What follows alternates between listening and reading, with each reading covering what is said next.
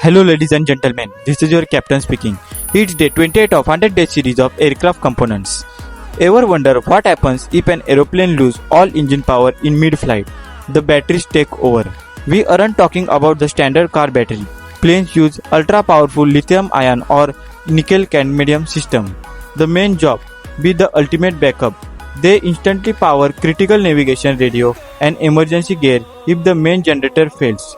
They also kickstart the APU, the small onboard engine used to restart the main engines, built to survive extreme temperature and keep you safe.